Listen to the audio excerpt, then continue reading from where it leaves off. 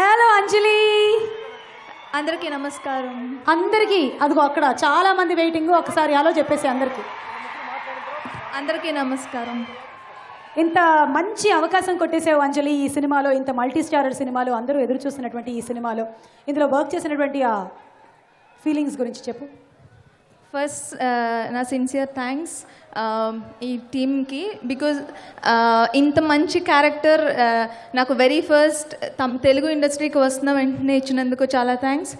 And Venkatesh గారు, మహేష్ బాబు గారు చెప్పక్కర్లేదు. సో ఇద్దరు టాప్ హీరోస్కి మధ్యన యాక్ట్ చేసి ఛాన్స్ దొరికినందుకు నాకు చాలా సంతోషంగా ఉంది. Thanks to both. And Srikanth Addala గారు అండ్ దిల్ రాజు గారు ఇంత మంచి ఛాన్స్ నాకు ఇచ్చినందుకు. And last but not least audience. Okay Anjali, ఈ అమ్మాయి కూడా తెలుగులో మాట్లాడేసింది. ఆ అమ్మాయి తెలుగు అమ్మాయి. ఓ అయితే ఓకే. నీకు ఈ మధ్య లేనిపోని డౌట్లన్నీ వచ్చేస్తున్నాయి ఝాన్సీ. ఏమోనమ్మా, తమిళ నుంచి ఇటు వచ్చింది కదా, తమిళ అమ్మాయి ఏమో అనుకున్నాం, తప్పేం లేదుగా. మేము కేరళ నుంచి వచ్చి బాగా మాట్లాడట్లే. సెల్ఫ్.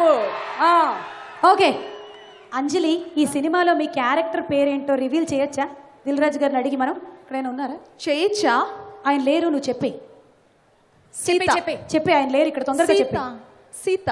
సీత మీ వాకిట్లోనేనా? అవును. అయ్యో చెప్పకూడదా? ఏమో నాకు తెలియదు. ఇప్పుడు మనకు సంబంధం లేదు, సీత చూసుకుంటుందిలే. వద్దు, నువ్వు కన్ఫ్యూజ్ చేయకు. అమ్మాయి ఇప్పుడిప్పుడే ఎదుగుతోంది. ఇంకా చాలా ఆడియో రిలీజుల్లో నువ్వు ఈ అమ్మాయిని కలుసుకుంటావు. కంగారు లేదు, ఏం పర్వాలేదు. దిల్ రాజు గారు మంచి మనసు ఉన్నటువంటి ప్రొడ్యూసర్. ఏమని? ఓకే, చెప్పినందుకు సారీ. చెప్పడం కరెక్ట్ అయితే నేనే సీత. ఓకే, మళ్ళీ చెప్పావు, ఇంకా వెళ్ళు. ఒకసారి చెప్తే పర్లేదు, 2 సార్లు చెప్పేసి. All the best to you.